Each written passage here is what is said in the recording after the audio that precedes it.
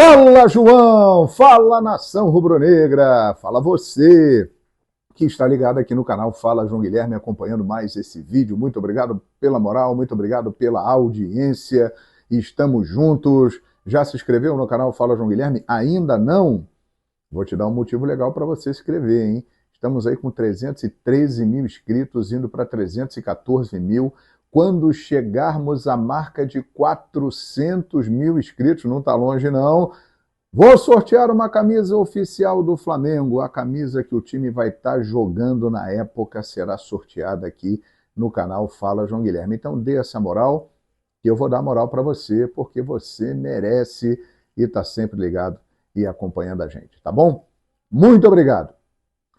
O assunto de hoje, olha, vamos falar de mercado da bola, mas eu quero ir além nessa discussão. Eu não vou falar de nomes, vai contratar fulano, vai contratar ciclano. Eu vou falar sobre o impacto que o Flamengo já está provocando no mercado da bola e vou relembrar uma outra época do futebol brasileiro. Uma das vantagens de você ser mais velho, ser mais experiente, é que você viveu muito mais coisas e tem muito mais história para contar. Pois bem, eu vou voltar lá para o início dos anos 90, 1992 particularmente. A Parmalat veio para o Brasil e patrocinou o Palmeiras. Isso foi uma revolução no futebol brasileiro. Por quê? A Parmalat, com muito dinheiro, uma multinacional, contratou grandes jogadores por valores exorbitantes na época. Tirou Zinho do Flamengo, tirou Edmundo, que era uma grande revelação do Vasco da Gama, montou um esquadrão, montou um timaço, o projeto era coordenado pelo José Carlos Brunoro, montou um dos maiores times da história do futebol brasileiro. Mas para fazer esse time, gastou muito, tinha muito poder de compra. E os outros clubes ficaram assustados. E muitos deles quiseram competir com o Palmeiras Parmalat. A longo prazo, o que nós vimos, muitos clubes brasileiros quebraram e hoje em dia muitos deles já são SAF e outros virarão, exatamente porque a má administração ao longo das décadas levou a este ponto. E por que você está falando de Parmalat, de Palmeiras aí, João Guilherme? Porque eu percebo que começa a acontecer um movimento igual no futebol brasileiro neste momento, mas de uma forma diferente.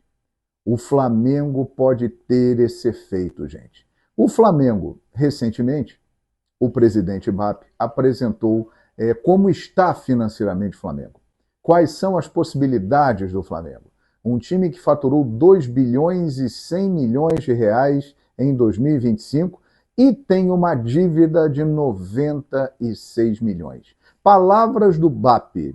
O Flamengo tem que se endividar. Ele precisa se endividar. E por quê? Porque ele se endividando, ele vai contratar jogadores, vai gastar muito, mas tem uma margem de segurança muito boa, que ele pode ficar endividado ali até 500, 600 milhões de reais, que não vai afetar a sua saúde financeira, porque ele fatura mais de 2 bi. Então, esse é que é o detalhe. O Flamengo tem um potencial hoje para sacudir o mercado e gastar muito mais do que todos os outros. E nós estamos vendo aí o que está acontecendo nesse caso do Caio Jorge. As notícias são que o Flamengo fez uma oferta que realmente assusta. Assusta o jogador, assusta os torcedores, assusta o próprio clube. Porque vale lembrar que o Cruzeiro ele está numa situação financeira difícil. Quem está muito bem de dinheiro é o dono da SAF do Cruzeiro, Pedrinho. Não é o Cruzeiro. E o Flamengo está negociando com a SAF do Cruzeiro.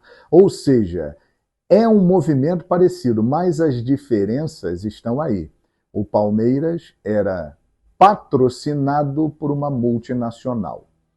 O Flamengo, ele está gigante financeiramente com a boa administração feita a partir de 2013, crescendo ano a ano e sendo alimentado pelas suas próprias forças.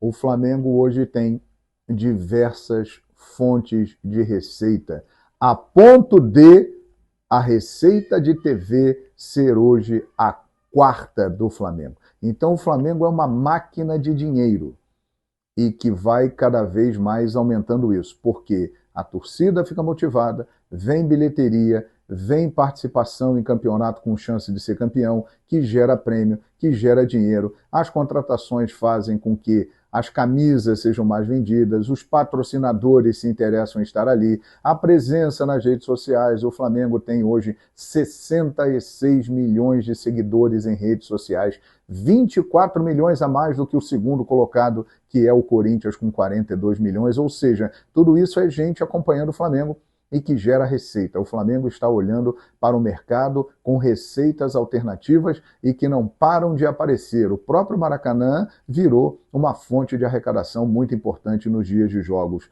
para o Flamengo. Então o Flamengo tem um potencial financeiro muito maior do que todos os outros, inclusive que o Palmeiras, porque o Palmeiras fatura também acima de 1 bilhão, só que tem uma dívida muito, mas muito maior que a do Flamengo. Então a margem do Palmeiras para investimento, ela é menor.